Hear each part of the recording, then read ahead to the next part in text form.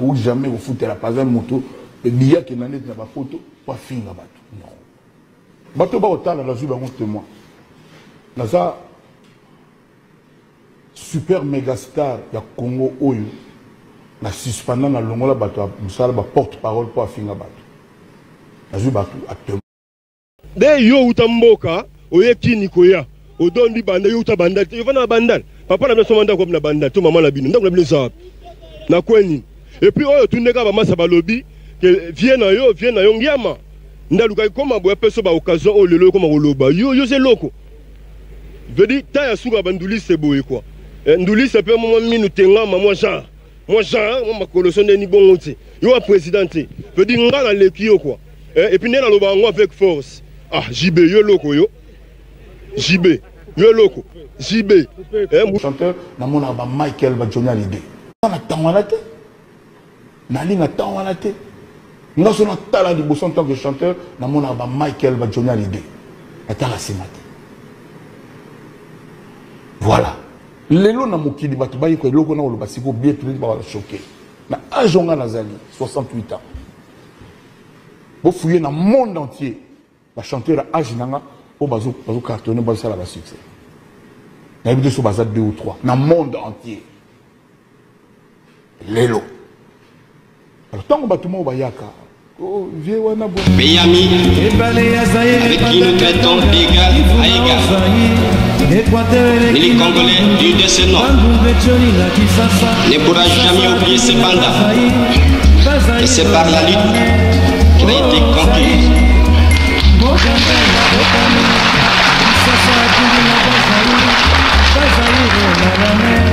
De lutter tous les jours.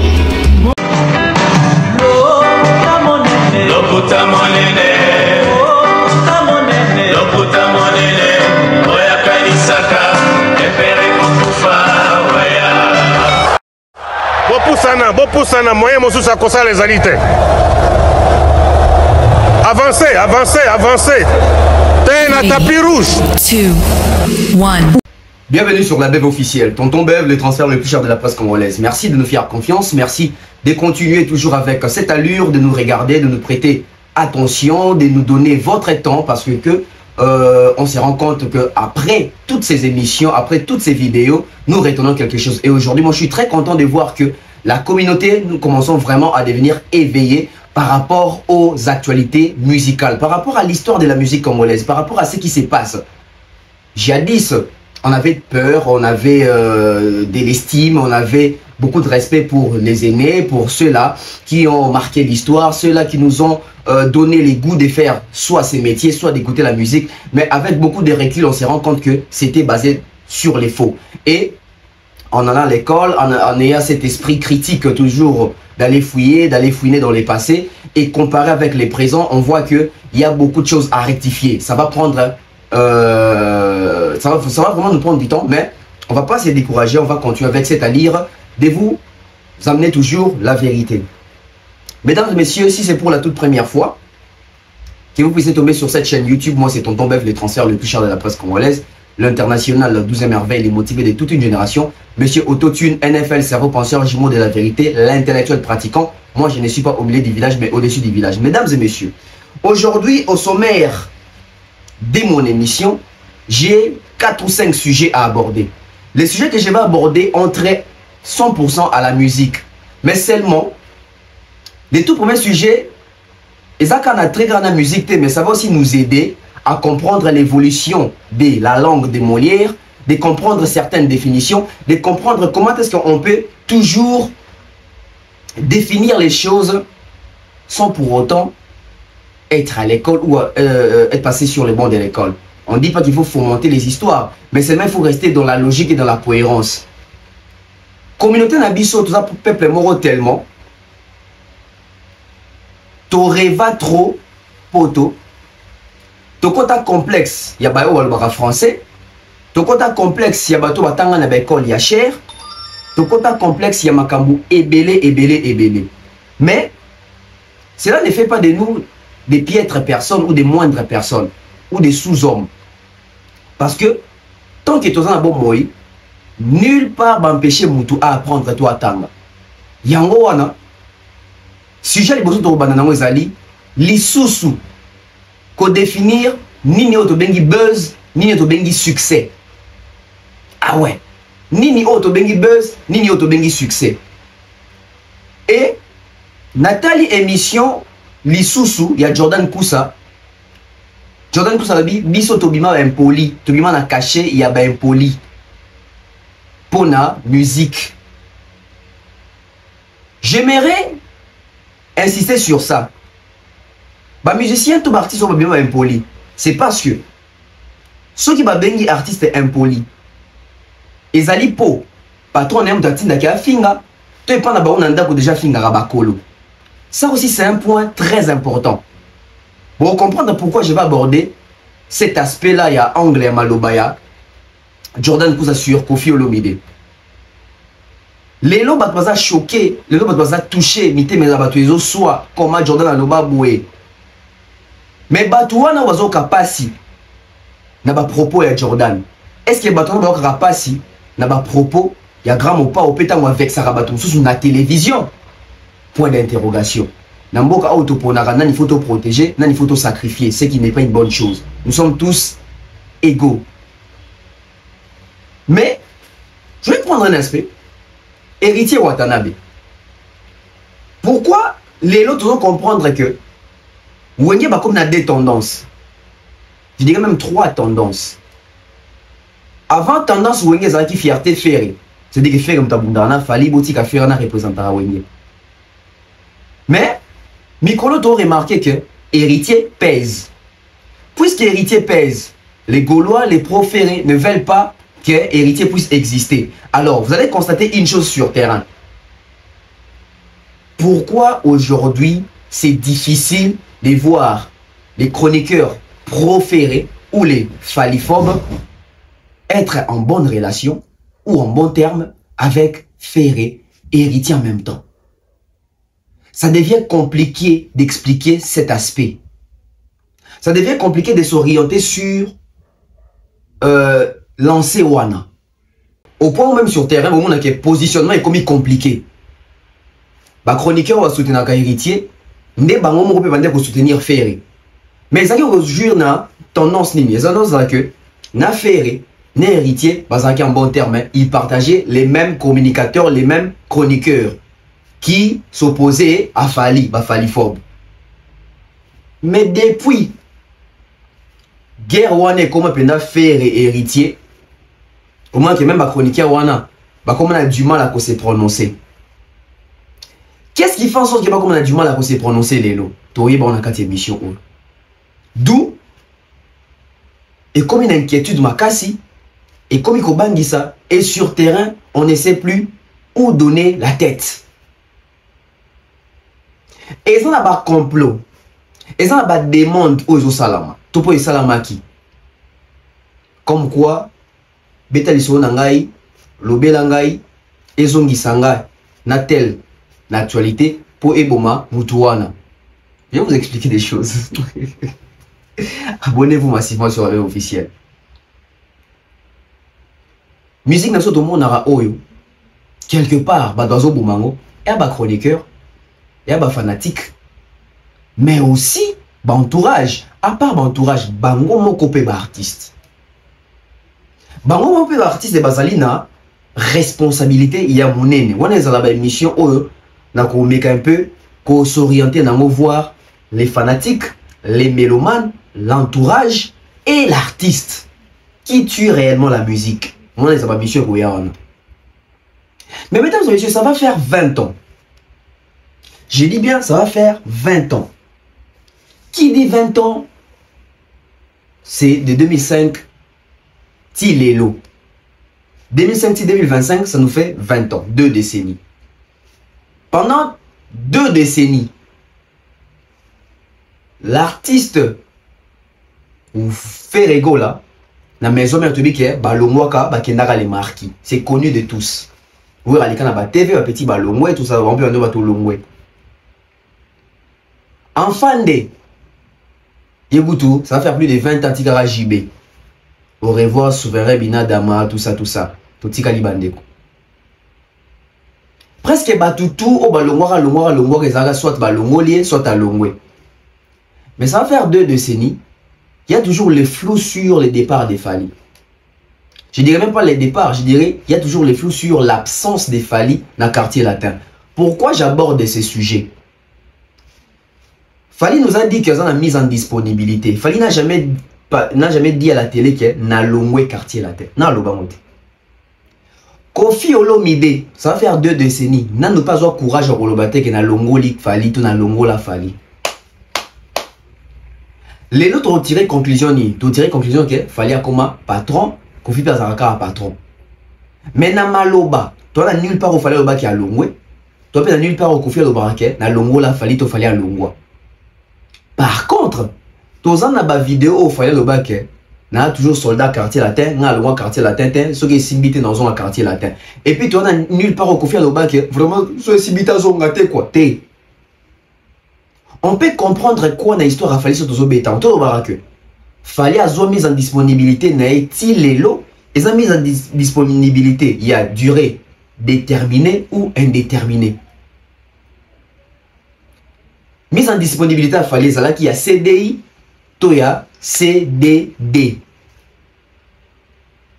Ah, ils ont qui contrat mon à durée indéterminée ou ils ont qui contrat mon à durée déterminée. Je vais revenir sur ça. Et on peut savoir projection, donc il y a des là. Les musiciens ont intégré quartier latin. Quota sur base de quoi? Ils ont été recrutés sur base de quoi? Qu'est-ce que Kofi a ajouté en eux? Et qu'est-ce qu'ils ont apporté à Kofi Olomide? Restez avec nous. Les alliés. Parmi les gens qui ont développé les lots, pour monter la biso, en matière de lobby. Fally pour Stade de France mois de juin. Est-ce que Fally avait fait exprès de dire qu'il va faire son stade au mois de juin pour faire sortir les dates et les calendriers cachés de certains artistes, ou Fally c'était vraiment qu'il fallait mettre Stade de France en 2025 ou en mois de juin? À cela qui va un mouvement de corps, tout Fally vraiment il fallait mettre en mois de juin. Parce que mystère autour, il y a mois de juin, Naebisa Rabino déjà, je pense qu'il y a 3 mois passés ou 4 mois passés, ou 5 mois passés, on a dénoncé Naebisa Rabino, qu'est-ce qui va se passer et qu'est-ce qui s'est tramé. Et bon, ça a raison, tant on a eu Sabino, Makamon a évoqué quand on a les réalités dont vivre dans la musique à Congo. Parce qu'aujourd'hui, tout tourne autour d'une pression sur Fally. Que ça soit Nangamou, il y a Warrior, Nangamou, il y a Gaulois, Nangamou, il y a chroniqueur pro Fally, Nangamou, il y a chroniqueur Fallyphobe. Il y a la pression. La pression tourne autour d'une seule question. Je dis bien une seule question. Bon, il fallait sa prochain album. Bon, il fallait sur une prochaine voiture. Date, il y a Stade de France. Donc, il y a une bande d'émission. Tous les publicités, tous ont une bande d'émission. Nangamou, il y a une bande d'émission. De nos jours, l'hygiène intime est une priorité. Voilà pourquoi Maliane vous propose des produits d'hygiène intime à base des plantes naturelles, testés et approuvés dans les plus grands laboratoires dans le monde.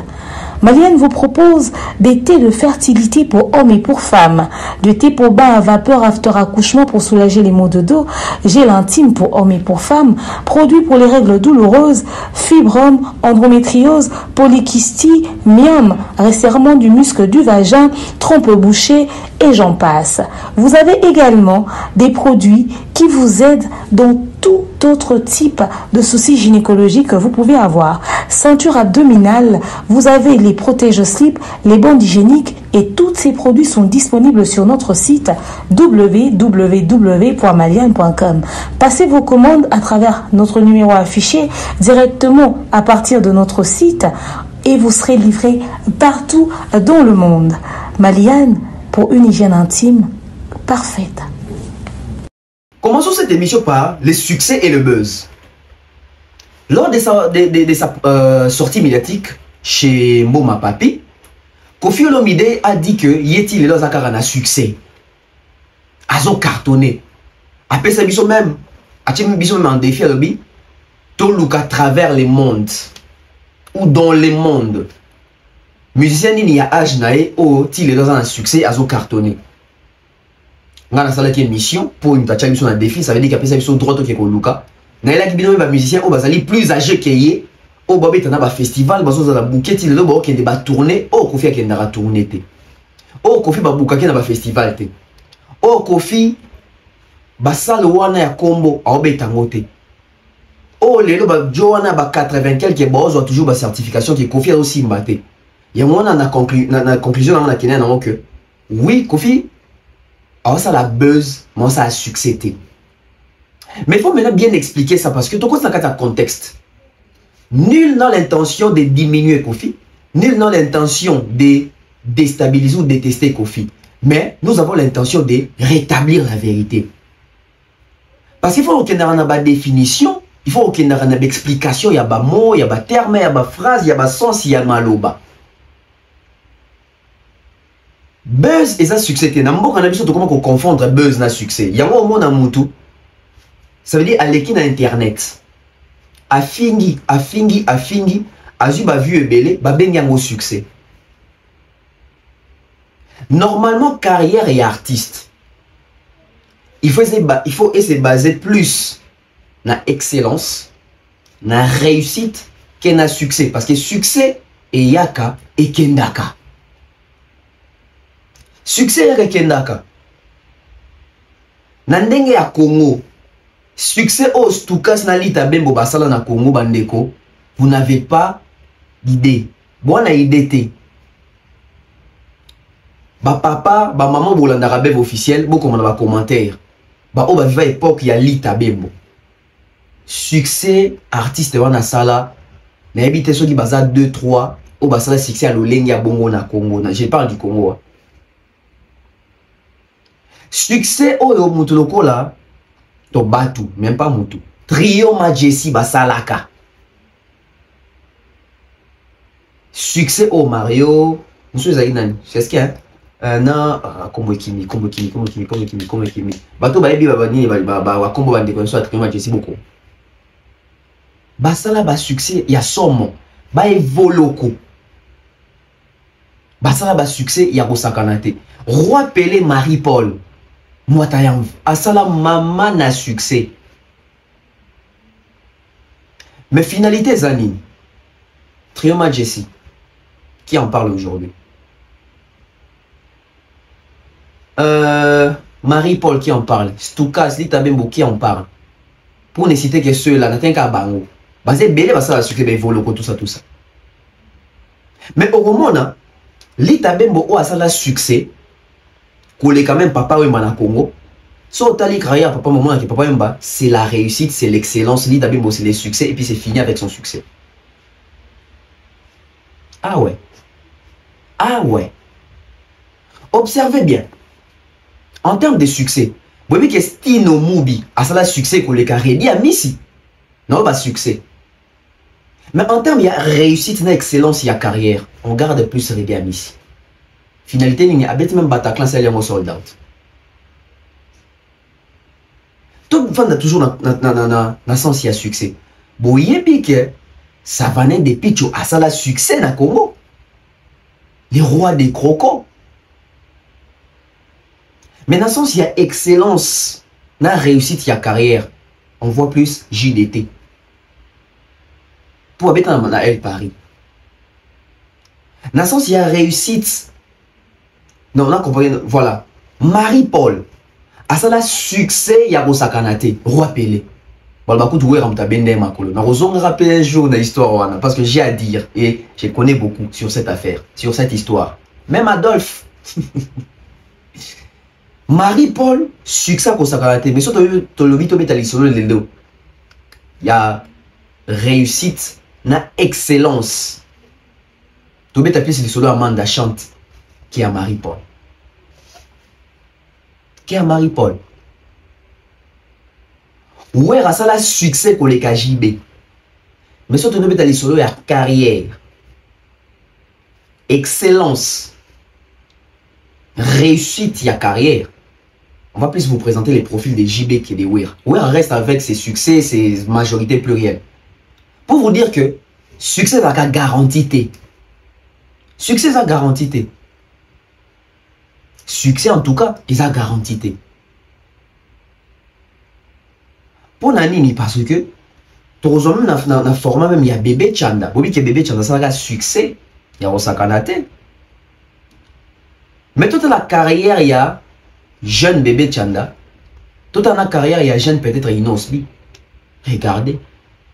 C'est l'excellence. Exceller. Mais ici, on nous fait voir que buzz n'est comme un succès. Ceux qui buzz est comme un succès. Tomekako, projectez-moi Mouké. Ndeko Fali Poupa, abeti accord arena, na buzz te. Abeti yango, na réussite, na excellence. Parce que quand on parle de la réussite, c'est les résultats d'un bon travail. Ça veut dire que Fali, pendant 10 ans, concert,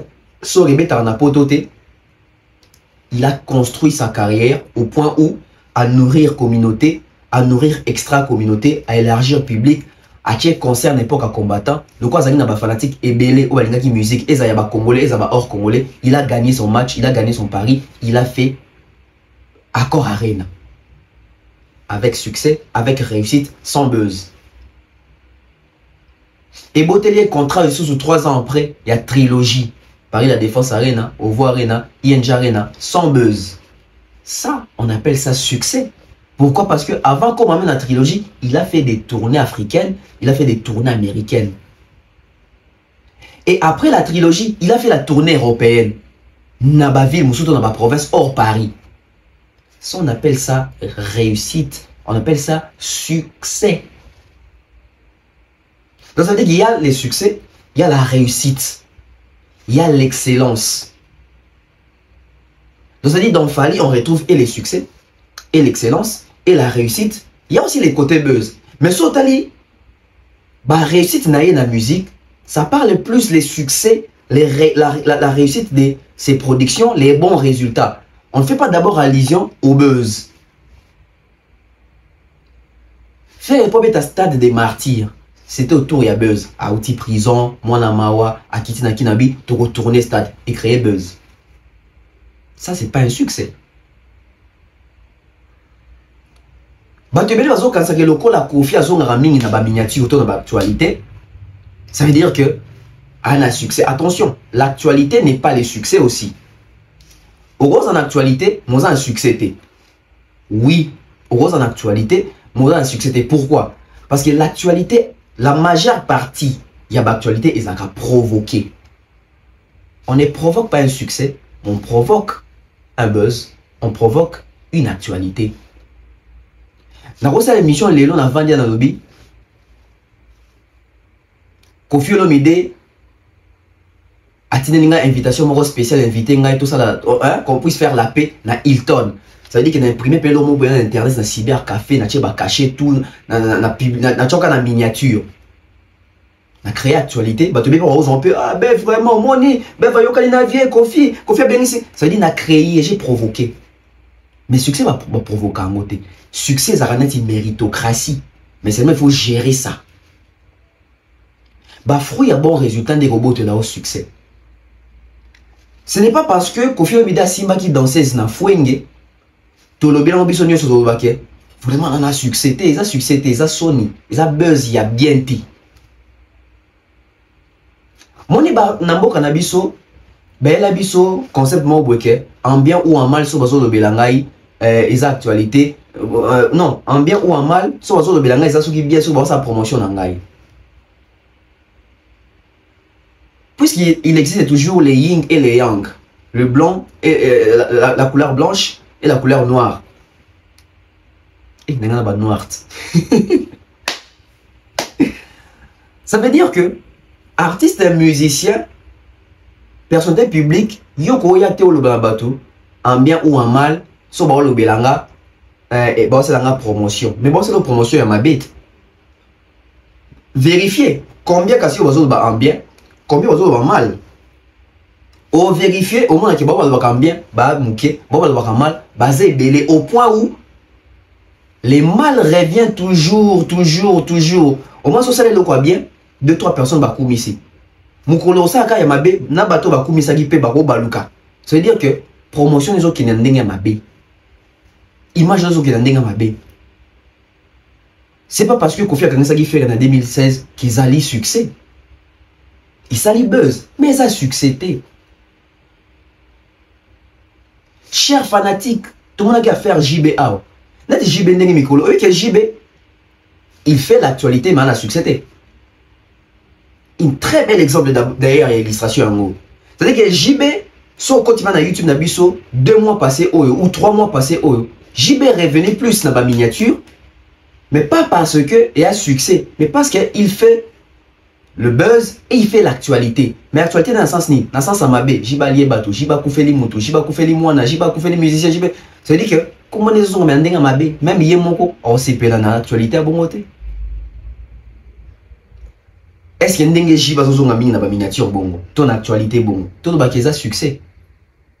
Il y a un buzz, les actualités. Actualité, c'est le salami lelo, salami sikoyo. C'est actuellement. C'est actualisé.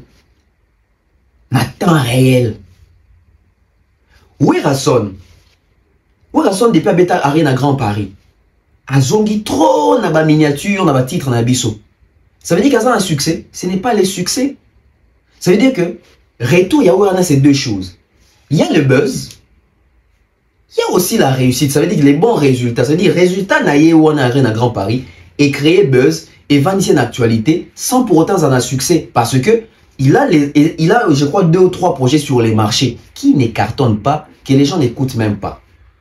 Prévenez, sortez-nous les streamings, sortez-nous les chiffres. Vous voyez un peu? Kofi Olomide aujourd'hui peut se dire qu'il a un succès, mais total il n'a pas œuvre parce que succès ça m'a comme les canaux TVT.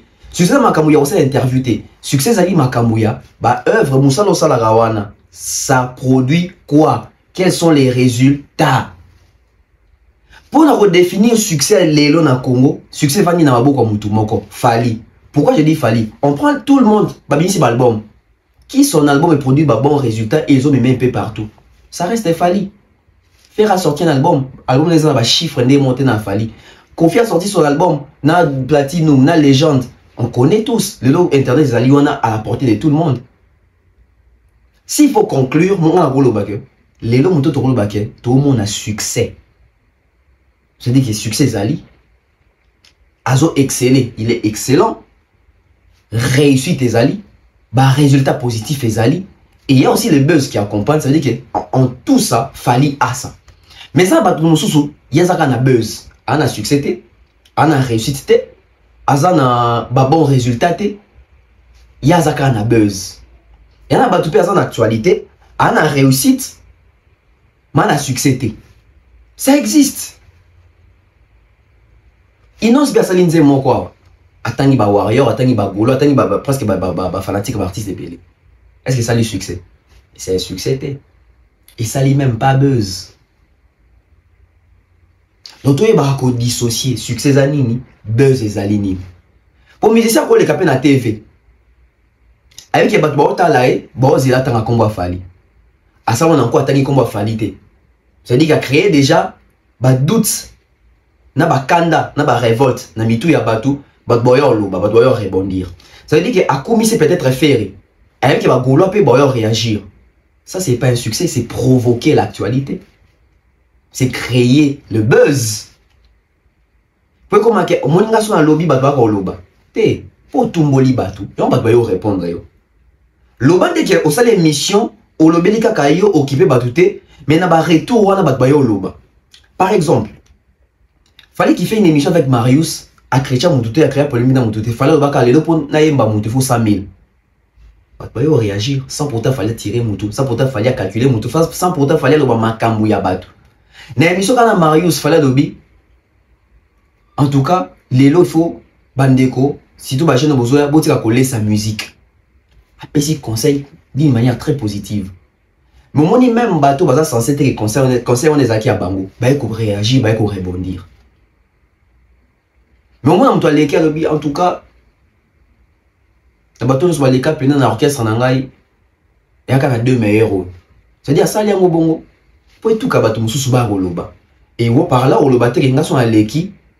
Ben missionnaire te bimaraté pour oye au tumboli bateau. Il faut avoir réaction, feedback. Donc, mesdames et messieurs, dissocions un peu le buzz et les succès.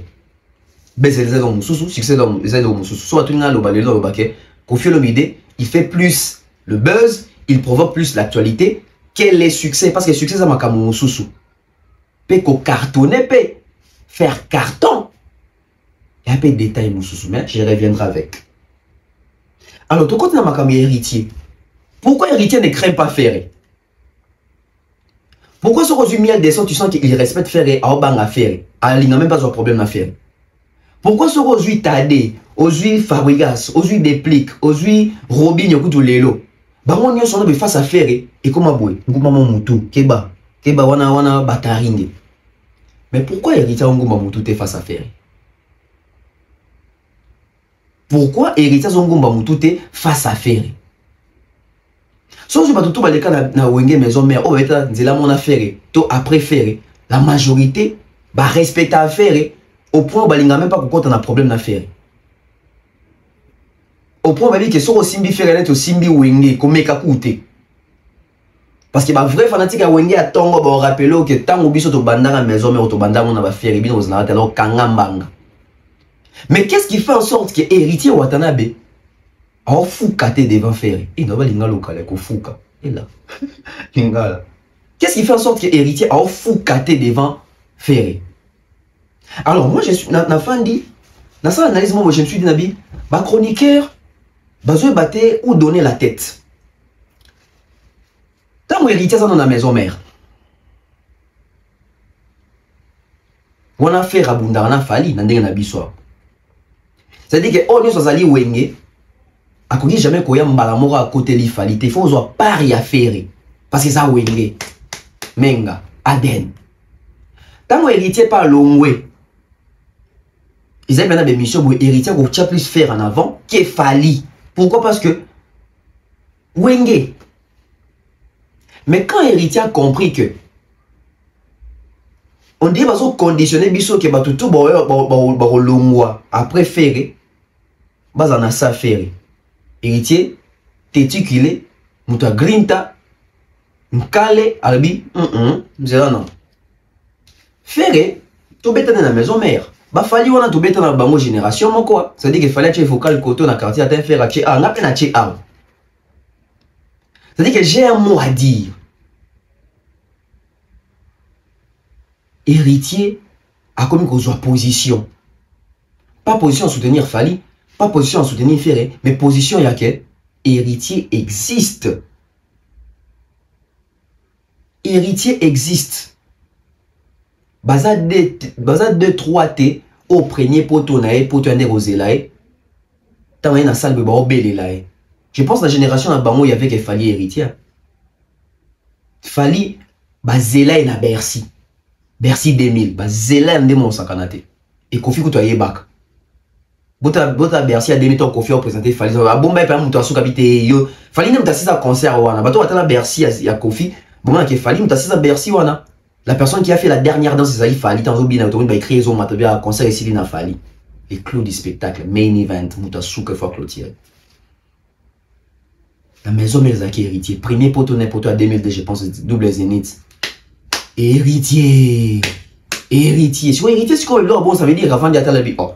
Mais nga pe na nkale nga pe na prêtre ni ba osala ke na union début surtout photos ça kana si ma faire et na sa faire et ça comment me kana faire sur terrain boy oh à moins bien que oh mais c'est pas ça là nango et espace hein et ça la kanango si quoi ça dit que ba chroniqueur proféré na ba faliphobe na ba fanatique les fali révolté le quoi là ba soutenir à faire et pour qu'on s'évangile des fali ba ça là qui paie en bon terme héritier parce que héritier de mutabanda Makamorope Sarabato, il y a YouTube, ben interview, ça veut dire que l'héritier peut monter na biso.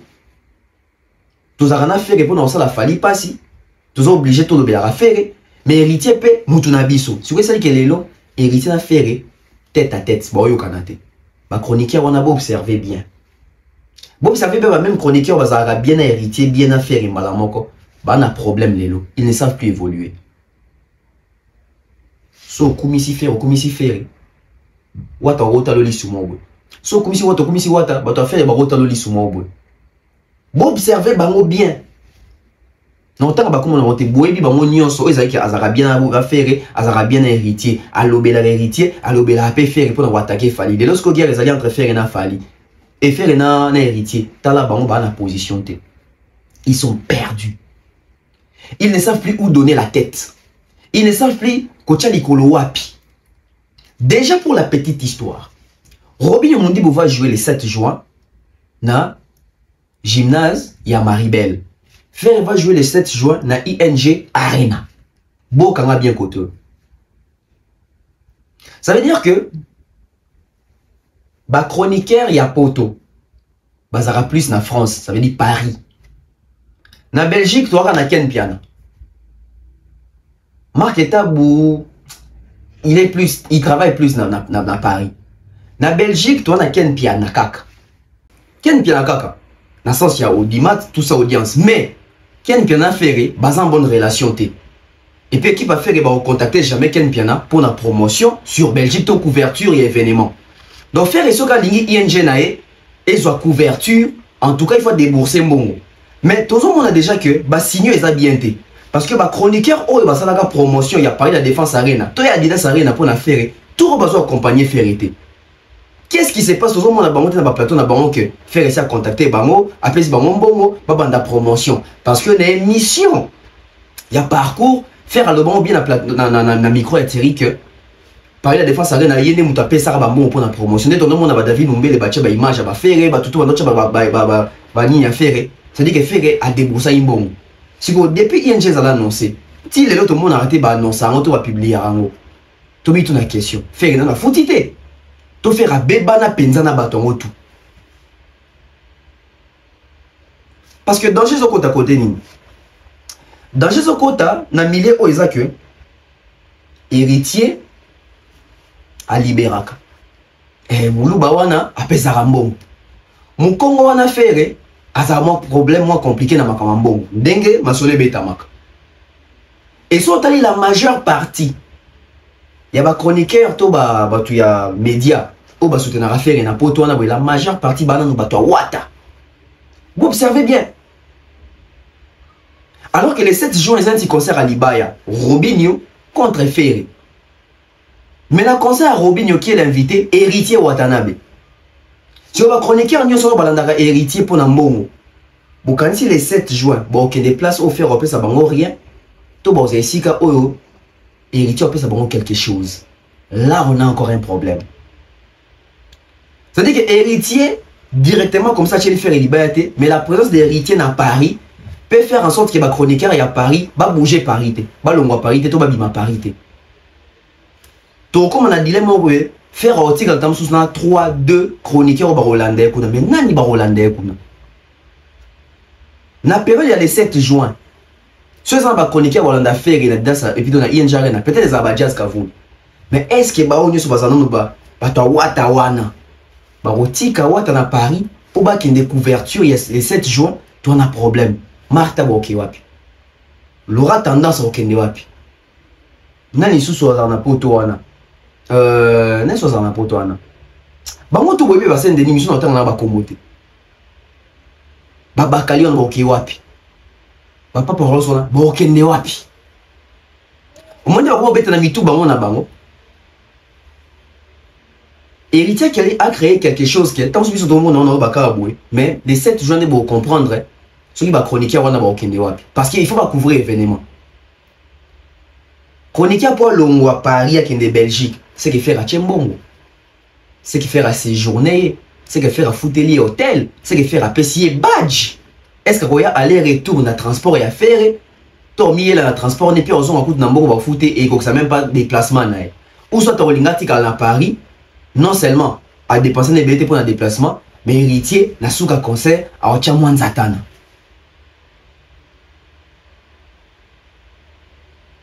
Héritier ne craint pas faire. Héritier respecte faire. Mais makamaro faire à nangote. Pourquoi? Déjà, tout le monde sur le plateau à Sango, non? Sango a tout à humilier Fali, à humilier héritier. Ça veut dire que y Sango na héritier, bah ça ne va pas tomber la faire qui fait radio yemba pour les cas Fali que tu as chanté. et où est-ce qu'on a mon héritier ressorti sa maison mère ou à bêta j'allais faire orchestre moko allo ba on a mon rené qui fallait la faire muto léguer affaire. C'était ça la démarche de Sango. Mais jour où on a même les Gaulois ont été surpris, même les Wengemen ont été surpris. Il y a justesse et héritier Watanabe. Dès lors que ça les belé que bah trésor congolais nous sur bateau affaire bah silika. Parce que pour na bango seule arme offert à gagner la rafale ils allaient mungongo, ils allaient voir, ils allaient yembeli. Na nyo se tikali babi qu'il fallait abetara bango. Et même na voir on se de côté na kati héritier me expliquer biso que mutu na mutu ça na ba technique na.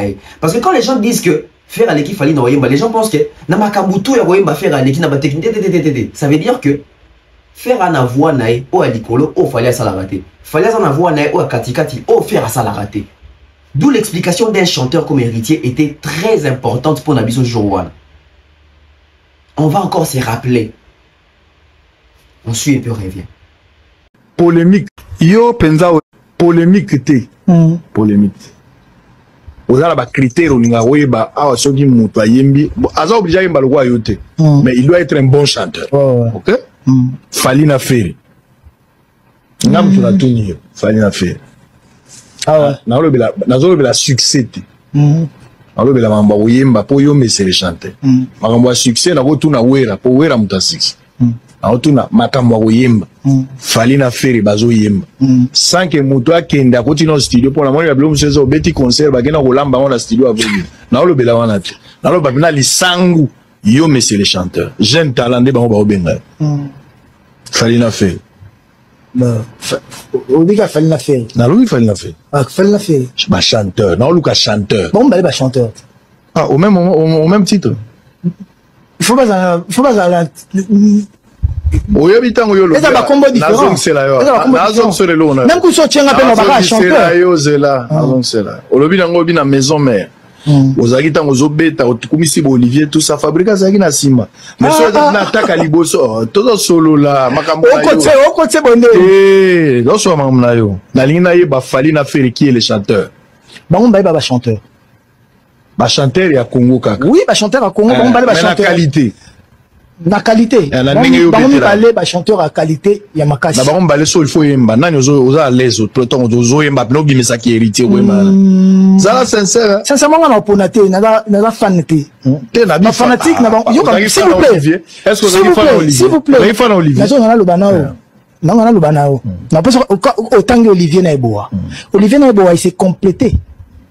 Donc son au sein Olivier Bogo ça il eboa boé. C'est ça maintenant la beauté de l'art. Fallait faire ils sont des bons chanteurs. Oui, des très bons chanteurs. Mais nous avons la technique naïe. Après maintenant il y a des chanteurs ténoristes. Il y a des chanteurs deuxième voix, il y a des chanteurs première voix, première voix léger, première voix aiguë, tout ça là. Ngai na rokoka kokota na terrain na de juger deux artistes. Et voilà. Na juger album na. Mais ba mi balé, laisse-moi finir. Ba mi balé bazana biloko yo oyo alekeleli muninga na oyo pa lekeleli muninga. Donc voilà. Mais sur la ligne de détail na terrain fanatisme, j'ai pas besoin. Et si faire yimba oyoki penza musique na nzoto lobi eyembeli ya boyete et c'est comme là yo bah oui nanda oyemba ne boy okongo tendeni ngana e maison mais na oyemba ne boy voilà Niamalachan très bon chanteur et soka fali pe bongo avant même faire na wapi bon moi nanga nyoso oyemba na zabo wana zaino fan na quartier voilà zaino na fan ndeni ozaino fan moi na muketi non na quartier orchestre quartier na biso voilà bayemba kaliana fali ya boyemba très ayeboyemba ayeboyemba te makambo sala kana sarani ça va donc fali na faire makambo oyemba ndenge moko te na bani ko bano ke mutu na mutu azana ba qualité na ye na kolinga te na s'éterniser na ba sujet na bango comme un fan ngana za fanatique te ngana yi fanatique a papa wemba na mutu na apprécier ka bango mais na bango mi balé faire aza chanteur première voix il y a ba aigu donc ténoriste ndo to lobara le Fali aza chanteur première voix net ba première voix léger on a vient biso ba Willy Boula on a ba yana biso ba Limpela ba voix wana akoko mata masa chanteur akoko mata te aza chanteur pe ba deuxième voix net ba CCT donc ça veut dire que nous dans la format na ye siko ba technique mususu o aza nango o pazangi o pe mususu aza nango ye pazangi donc dire que voilà, après, je te pose une question après, en tant que messieurs les chanteurs. Oui. Bon, dans tout une question là. Oui, Azam, messieurs. Oui, bah on balait bon chanteur. Bon, on va très bon chanteur. Kalwa yote. Bah oui, ngana tingabo par exemple. Na mi d'écrire. Ngana musique, na kokosa la ba voix nyonso ba yembaka. Mesdames et messieurs, eza akoyinda pour les 7. Yo kozala wapi. Beaucoup maintenant ba commentaire. O eza na Paris, to eza na Belgique, to eza na Europe. Les 7 juin au Rokende, Maribel, il y a Robinho, tous les 7 juin au Rokende, Belgique na Injari na Affaire. Ndesika ba masque ya batuko kweya. Ndesika o solo la rabiente, il va se voir seul avec ses fanatiques ou ses mélomanes.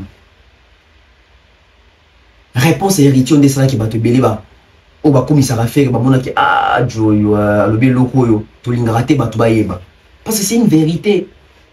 La technicité, il fallait y aller. Faire ça la montée. D'ailleurs, pourquoi? C'est fallu que vous voyez là. Azonge la cour, azonge la classe à tanga musique. N'est pas tanga musique. Je pense qu'on a assisté à tanga musique n'est pas zawan. Bon, quand y embelé na batokos, même na bandim na roumon là que. Fallait y embelé. N'est que sur ça constat. Bon, au droit chemin. Bon, comparer droit chemin à Formule 7. Deux fallis différents. Bozo biber nini sans interdit. Vous comprenez la dynastie, même faire. Faire et atikala toujours les mêmes. Zoa vita imana. Comparant on a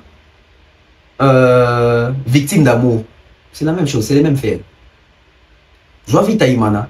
Comparant on a insecticide, c'est les mêmes faits. Zoa insecticide, comparant on a biberon, on a mercure, c'est les mêmes faits. Mais soit éternellement, comparons à droit chemin, Bobungi Moutou.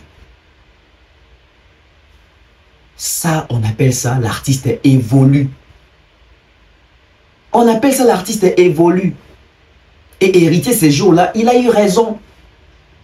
Et Sango est resté humilié sur son plateau parce qu'il y a une intention qui ferait Bamatissa et héritier. Et héritier ne veut plus Bapé Sakaeba. Place ya, Zala second choix. Tu as fait en avant, Yozela Nassima. Fait héritier Binga Pena Kabel. Pourquoi? Parce que, anecdote. Nous avons musique, on a fait si vieux Elliot Mondo Bembot. Bobin Zemouya, Yalelo, Memoni Koki, est-ce que, au cœur fidèle, tout est parfait. Tu m'as promis l'amour, pourtant tu m'as déçu. Je ne sais comment m'en sortir. Nous avons un Zemouya héritier Faye Mbamouye Moko. Et d'ailleurs, même, Nzembona héritier pété fala yemba yango. La personne qui devait chanter cette chanson là c'était Ferré. Et l'autre mondo ben Nzembona aponi Ferré. Aji Ferré yemba langa Nzembo. Ferré c'est l'autre mondo bebo abi. Le quoi on a déjà des chansons. Nous en a tenté yemba Nzembona yo. Réponse claire. Et l'autre a tali que la maison mère à l'époque bah tout azala ba Nzembona bango sauf héritier qui n'avait pas de chanson parce que azala qui fait Mutu Yasika tout ça bazo lingapé. Et l'autre, bon, héritier, Yemba Nzembo. Héritier, de quoi ça rappelle à ma partie, déjà, à côté de la carte Nzembouana, à travers Nzembouana, à Salika la voix témoin à Pambo. Bandeko jour, il y a audition à studio. Faire étant qui niveau ya Nzembouana. Faire à mon air sous ma camoba, victime d'amour, tenant Nzembe Moussouana, beau senti ton amour. Faire à Kenako bon de l'Eliot. Soulana Wera, na Yemba héritier Nzembo. Faut na Yemba na carte Nzembo. C'est comme ça au moment que Fer est un héritier. Au départ, Fer ne voulait pas chanter. Tant qu'il y a une nuance, une couleur, une directive héritier à personne. Parce que, il y a un héritier, la maison mère est un bon les alatés. Ça, on doit être sincère. La maison mère, on a vu sur ton message là-bas. Ton message là-bas.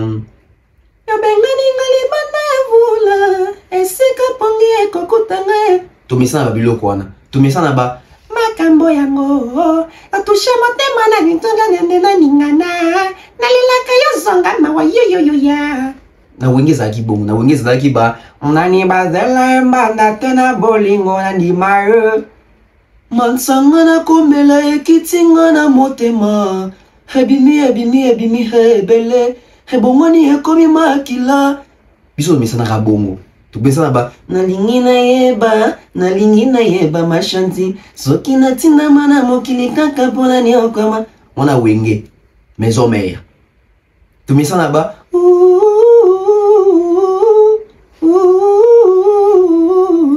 sonangati anamolange, sokola bilo. Tu mets ça là-bas, on a wenge. Mais, wenge ya ba. Au cœur fidèle, tout est accordé. Tu m'as promis l'amour, pourtant tu m'as déçu. Je ne sais comment m'en sortir. Papa, français. Non mais ça veut dire que héritier yana directive mon sous na maison mère. Tant et faire ayo kabi, faut na chavu na kata nzembo. Bona ke bandi marate, boka kolo nzembo. Elliot Mondobe. Na pesi mbote sika zali na Canada. Na kopeso histoire mo. Ngai to ke osala ala kelele. To vera isinga cette cadeau na kopeso tient chant. Pour se retrouver quand même à travers tout le monde ma banque. Bon, je prends ma chanson, n'ayez pas faire avec na tante. N'ayez une passion héritier. Regarde. Nostalgie. Ah ouais, c'est ma chanson. Ah, ok. N'ayez à coup de fond là, il y a droit d'auteur, non. On en a zoa en route. La cholo. Oui. Soukananzem. Soukananzem. C'est l'argent. C'est le mais oui. Avec si héritier, il prépare la chanson. Ngane na pesa qui est, il y a baki si ba français au monde rawanat. Abani ma français kala héritier. Tala azwana là je crois continue ba 18 ans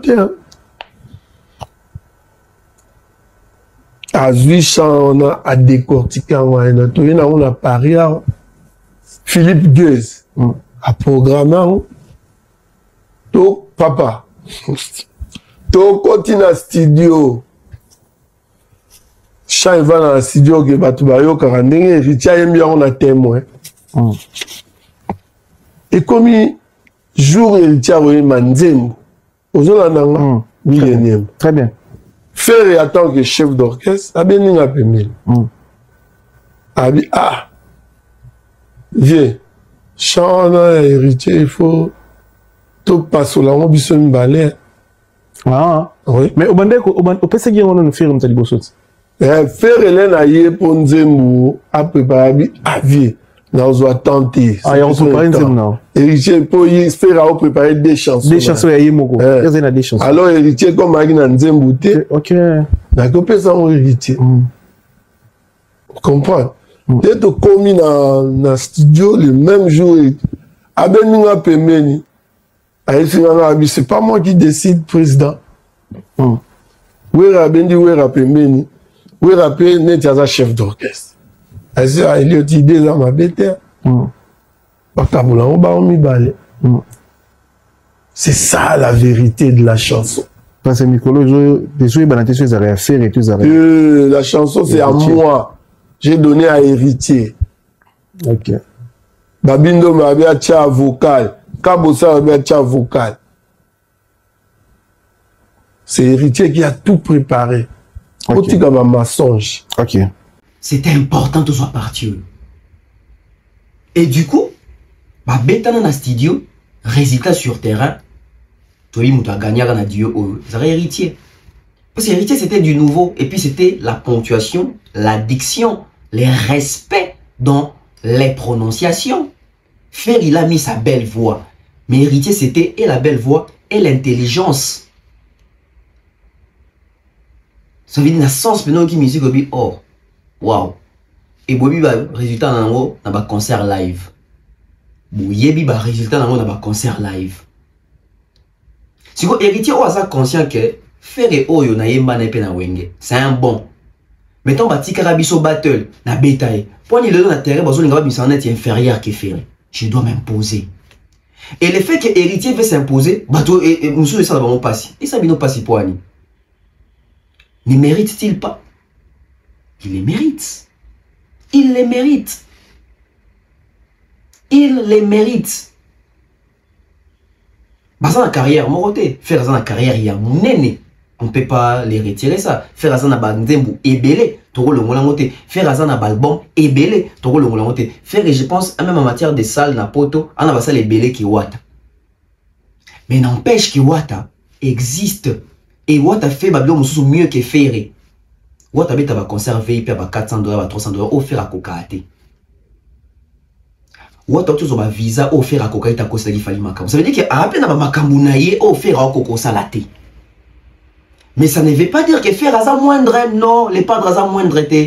Mais c'est il faut comprendre que il y a ferré, il y a aussi héritier. Il y a ferré, il y a aussi héritier. Suivez. Bateloyo, ou katara makambo. Pourquoi yo dimi yo tikanga? Baimoko mawa. Pour rappeler kangai, pomona nanga, nazalaki souvent, je laisse kasaye. Yande la place qui, boyo sosoti, José boyo sosoti, José mon, boyo sosoti, José mon, boyo sosoti, José mon, la yandi mugi kadolo. Pour rappeler kanga, pomona nanga. Nazalaki souvent chez elle Manjombi Yandara place qui Boyoza Sozi Naya Place mobile. Et surtout que à partir de Bateloyo Bateloyo va comprendre que héritier c'était les remplaçants valables de Ferry. Ça veut dire qu'on n'avait plus même besoin de Ferry dans la maison mère. Bien que Ferry a dit qu'il y a des soucis, mais il sera comblé vite. Très rapidement. Par rapport à Miafali, il fallait tomber dans le quartier. Il est vide à Fali, c'est Santaga. Au lieu qu'il y a un quartier dans la maison mère, vide à faire les assoutes. Parce que l'héritier fait un grand travail quand fait réparti. Faire à Kenda Boé, les prochains albums, il y a un maman, il va bosser un bon à faire. Et comme il y a un Kojak, Teka, héritier Bazana, Lacoste, Bazongaki, Boalote. Ça veut dire que qui fait les bosses dans la maison mère. Par contre, qu'il fallait il est dans le quartier latin, c'est un problème. La côte, il ce quartier latin. Maintenant, M. Atabino, vous remarquez que ça fait 20 ans, il fallait le bac qui a mis en disponibilité. Vous remarquez peut-être que ça fait 20 ans, Kofi Pédan le bac qu'il fallait le quartier latin. Bah oui, Balé, il joue à quel jeu? Parce que si on est aux arbres, vous que oui, il fallait à l'ongwa. Mais émission, il fallait annoncer ce qu'il y a à l'ongwa. Ils ont raté les lots. Émission, Pénin, oh, Kofi le bac est vraiment dans l'ongwa, il est à l'ongwa, ils ont raté. Kofi a s'opposé à la mise en disponibilité, mais alors il fallait le quartier latin. Et il fallait le plusieurs fois qu'il y a toujours soldat quartier latin, il y a dans zone de mise en disponibilité. Mais des mises en disponibilité, ça lit 20 ans. Et ça lit 20 ans. Il fallait que quartier latin. Kofi aux akaka en vie, à raison de récupérer quartier latin, des bâtis là, ok jazz, n'a pas beaucoup amanda, des bâtis qui a fallu quartier latin. Il fallait que tu sois nager des mots bongo, na ye na vie, mutako kwa assumer na ya longwe, na longola muninga azate. Kofi asa conscient que longola fali. Fali asa conscient que alongwa. Mais pourquoi Kofi n'a pas le courage de lui dire que vraiment parce que Kofi ce qu'il y a le but que fali alongwa, ça veut dire que fali n'aime ta sundo la Kofi. So Kofi a des cas dans longola fali, biso tout le but que Kofi alongwa fali. Problème. Mais est-ce que nous devons toujours continuer à le Fali à sa mise en disponibilité? Je pense que Lelo, les bandes photos Katango, officiellement que Fali à Longwa quartier latin per Kozonga Kayango T. À Longwa par Kozonga Kayango T. Peut-être ma réclamation familiale au Bassara Fali à quartier latin, c'est parce que pour na bango, Fali dans le bas, il Fali dans le bas à Longwa. Mais mise en disponibilité en haut, et 20 ans pour le mois en 2005. Dans 2005, fin 2005, à Longwe, nae, on dit 3 chemins et bien en 2006, et puis Tilelo, à Zonga Kunate. Mais en quoi ça doit nous interpeller? Ça doit nous interpeller d'une manière au Lobaku. Oh, ce qu'il fallait, absence dans le quartier latin, tout bien en haut départ, tout bien en haut mise en disponibilité. Bon au soleil, à Longwa. Gibson à Longwa, bango tout on a bazara soukounate. Donc considérer que ça mise en disponibilité générale, mise en disponibilité collective ou mise en disponibilité moko permanente. Mais c'est ça permanente. Ou t'es, toi qui non même dans ça il y a contrat à durée indéterminée. C'est-à-dire mukolo bazongaka eyebanité. Ya mwana te ke kofiti lelo linga kofula bana mibali te parce qu'il y a ke ba poste ba ya ba kolo poste ezanan.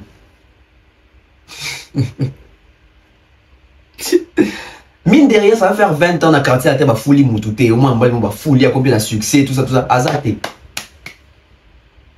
Donc ça veut dire que place à Jordan et à la caca.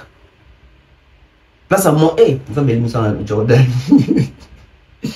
Ah, coup ça. Ça veut dire que place il y a soleil et à la caca. Place il y a chez l'ampoute et à caca.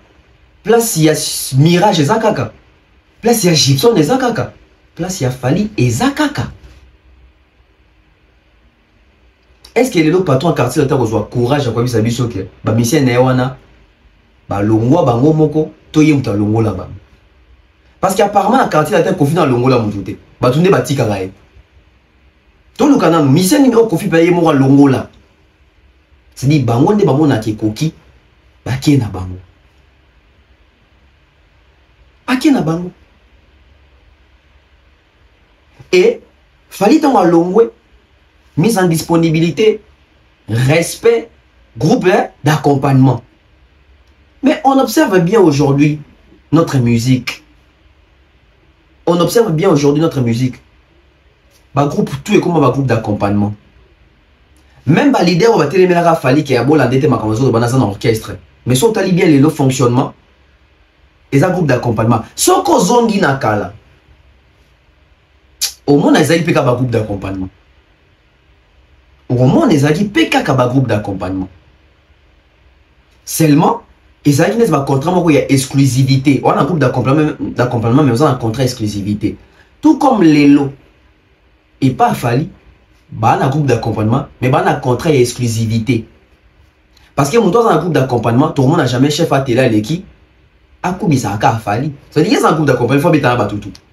Mais le coup la sali plus de 10 ans, non, plus de 15 ans, plus de 19 ans, plus de 20 ans avec Fali. C'est une exclusivité à Kuna. Badjino liak, etc. Certes, n'a pas stylé, bah, robit la rabatou, mais babit la rabanani. Est-ce que l'autre revend dans un groupe d'accompagnement Fali, bah, qui quoi accompagner, faire un album, nae, impossible. Faire Robin à Bangote, Bangote, bah, aucun été. Parce que faire, il s'est dit que Baza va musicien à Fali. Alors, on a dit que Baza va ton groupe d'accompagnement, ils peuvent accompagner tout le monde. Est-ce que l'autre s'imaginer qu'on fait ça l'album, bah, musicien Fali, quand des Baza Nathan, à télé, Junior, bah que ça la Kofi que bon ça la montée Kofi Obeng a bon peut bon été. Donc c'est presque la même chose na mise en disponibilité na longwa te na zaka na quartier latin. C'est-à-dire que na misha qui mukolo automona ke à longwa. Mais na sens de balobeli bo il dit qu'il est toujours là-bas. Et un petit groupe d'accompagnement ça veut dire que bah groupe d'accompagnement mais biso moto bike ndi bazana boké mbela oté boké mbela oté boké ne boété sans qu'il fallait peki sa bango. Sans qu'il Kofi pas benga bango. Tout ça soit musicien mususu. Et c'est ainsi qu'aujourd'hui, les solos peuvent être bétamake. Fali, Azalaka sous na quartier la tente. Fali, Ezalaki mise en disponibilité. Fali, à Kozonga quartier la tente. Fali Poupa, à Longwa quartier latin. D'où est comme mangaïna, ba série à mission moko na ligna banda. Mais oui que ça va déranger plusieurs personnes. Mais supporter parce que c'est la vérité. Ceux qui doivent supporter la vérité, c'est inutile, tobika. Parce que tonga soit mais soit qu'avec cause, il y a kobiki sabutu. Ceux qui doivent la vérité, pendant les 5 années où il y a carrière professionnelle sur YouTube, bah te belé, bah Michel, bah va changer. Bah te belé, bah vérité, il y a le kouta caché.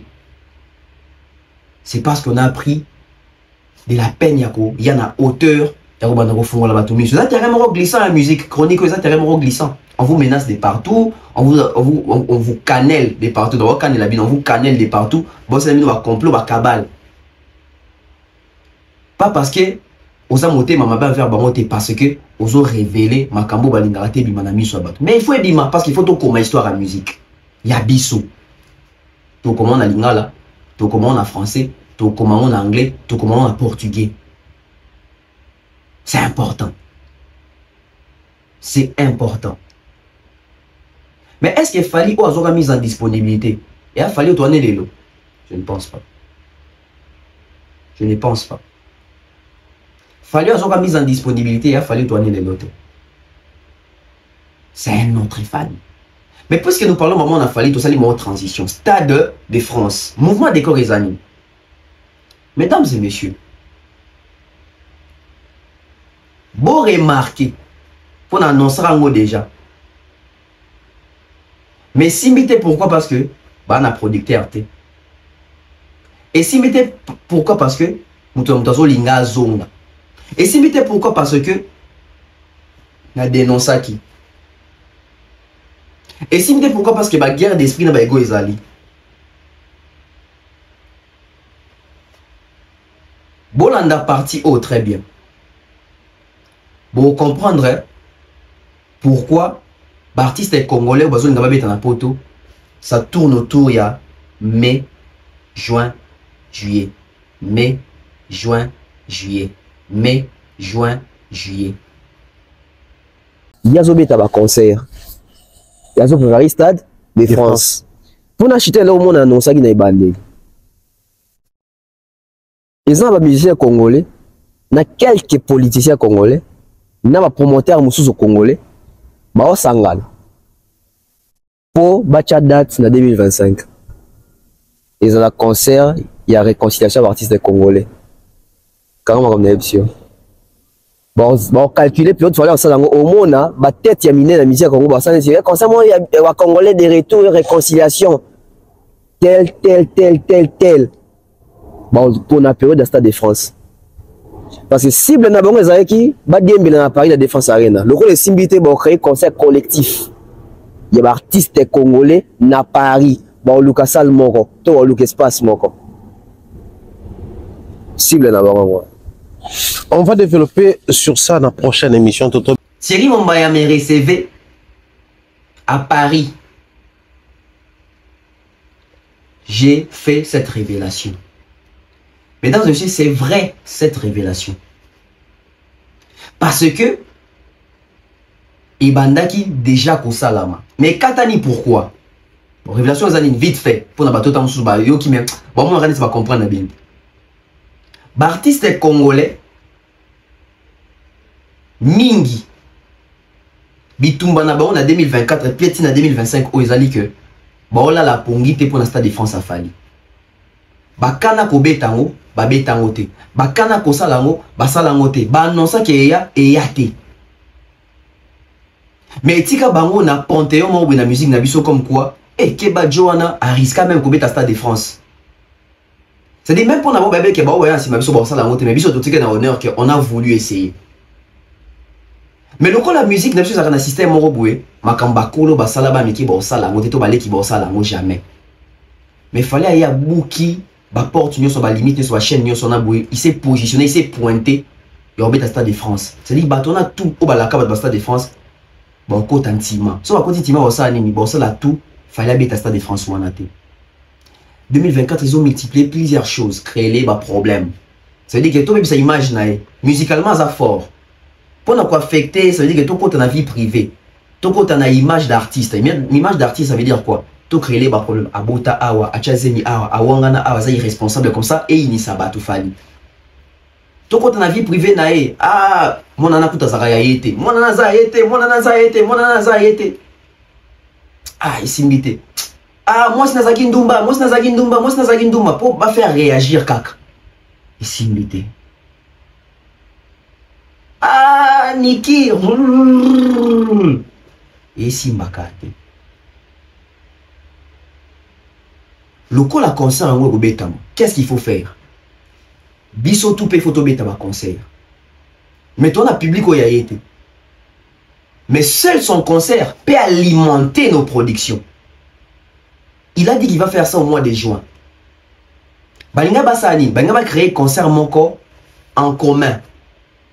Concert où on a Balinga va bien un concert de réconciliation entre les musiciens et les combattants. Et les combattants belé bazaki pour yango. Je vous dis des choses vraies.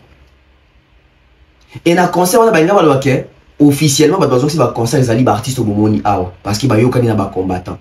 Pourquoi pour étouffer qu'il fallait peut-être dans un concert on a bango tout na ba discours na bango ba tuni bango ba éviter li comment que fallait mutazo ça concerne la poto faire éviter ngo Kofi éviter ngo Ouera éviter ngo bango tout ba éviter yango. C'était quoi les buts?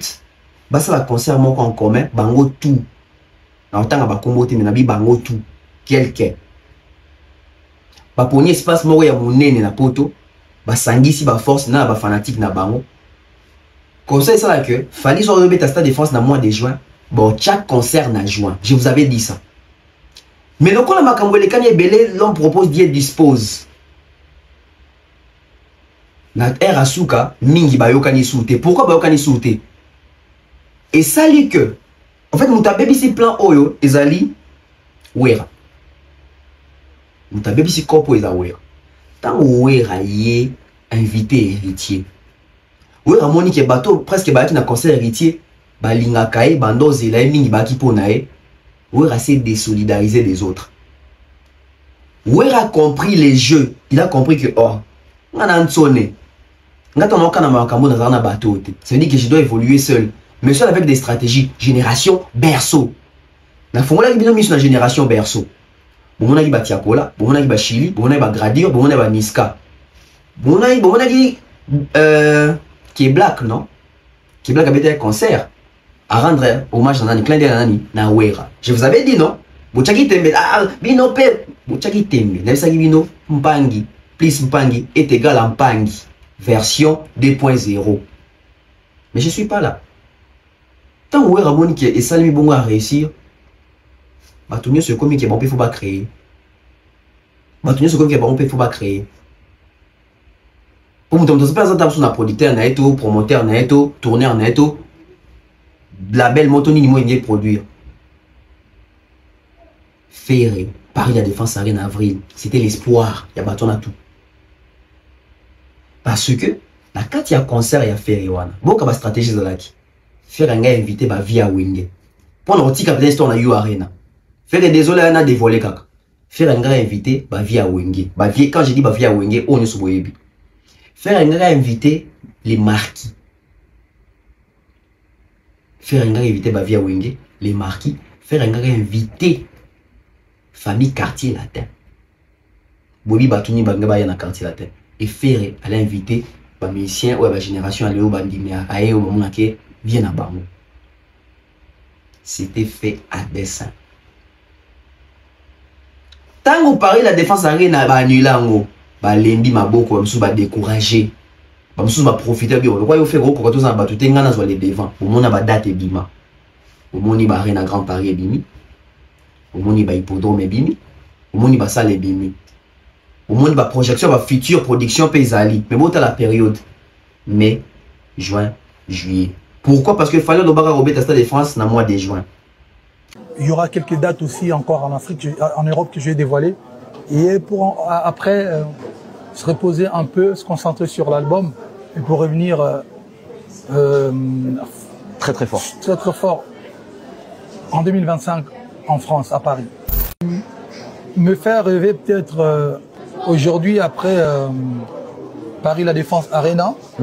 C'est vrai que c'est difficile de faire mieux. Hein. Ouais, c'est difficile de faire mieux, mais je vais faire Stade de France juin 2025. D'accord, ok. Mais je vais faire Stade de France juin 2025. D'accord, ok. Mais je vais faire Stade de France juin 2025. D'accord, ok. Ouais. Mais d'abord, je vais faire... Na minito yo, batika le quoi baoye bate, fallu yo. Donc ça dit, il fallait ça du bon bout. Baké. Il est resté. Pas de date. Borobé tabino moko. Na ba fanatique na bino moko. Bon, c'est la billetterie à bâton à tout. Il y a un problème.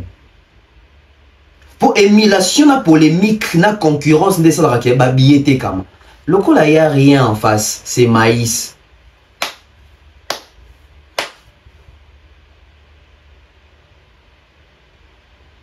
Et ce qu'il faut ça, il faut culpabiliser Fali. Il faut qu'on responsabilise Fali. C'est-à-dire que jouer. Na jeu a fallu, jeu a fallu les animes. C'est-à-dire qu'il fallait bien qui gauche à bomber droite. Si vous faites ça anime, moi quand gauche à bimisi wan. Kozon qui sont les longs na mo. C'est-à-dire bimisi bazou bazou isobo. Bazou qui c'est lui en mobo. Kozon c'est les animes. créer les bateaux, chroniqueurs, mbanga, méloman, congolais. À chaque chose fallait au sale. Abimisa mayanga, avec sa voiture, à Katasuki, à Sasuki Nini, boire au comélé puis rappeler Pesabiso date Stade de France. Pourquoi? Parce que comprendre qu'il fallait à Zobi Bango. Donc, pour Fabiso monter, tout humilié, puis tout musique à ta promesse, t'es bon de rappeler, à l'obaki joint, à l'obaki joint, à l'obaki joint, qui même dans la vidéo, on va zombie ici, on fallait l'obaki joint. Pourquoi? Pour falloir pression et qu'il a après ça quand même date. En fait, souci na bango ezate qu'il fallait beta sous na juin. Souci na bango ezate qu'il ba a obetango na moment nini. A obet en 2025 a wa poto programmer ba date mon sousou. Soit qu'il y a 2026, tout le caractère ba nous pas calé sur la date de 2026. Mais retenez ça que je vous dis, mon colo fallait opé sa date si à Stade de France. Bon au moins on a ba créer ba date la période wana parce que but est ça mon corps. Tout cabo la succès naé, tout cabo la visibilité naé, mise en lumière. Je vais vous expliquer pourquoi. Quand ici tendance on a fanatique na ba communicateur na bango boke na webi ça après sa date. Pour bailler dit que ce qu'il fallait mettre Stade de France et comme facile pour na bango, ba mettre Stade de France wana même avec une configuration réduite. L'essentiel de Rosanini to bêta Stade de France. Ça c'est la première partie. Mesdames et messieurs, la deuxième partie arrive. Abonnez-vous massivement sur la BEV officielle. Naloba abonné na parabole, naloba abonné na mascarade, nazo masqué, papa mascarade, naloba abonné nazo masqué. Mais ba o bazana lisu averti na itoye fongwama. Na sens ya écoute à comprendre qu'est-ce qui se passe et pourquoi Fally n'annonce pas son Stade de France et pourquoi ils attendent la date. Bye bye.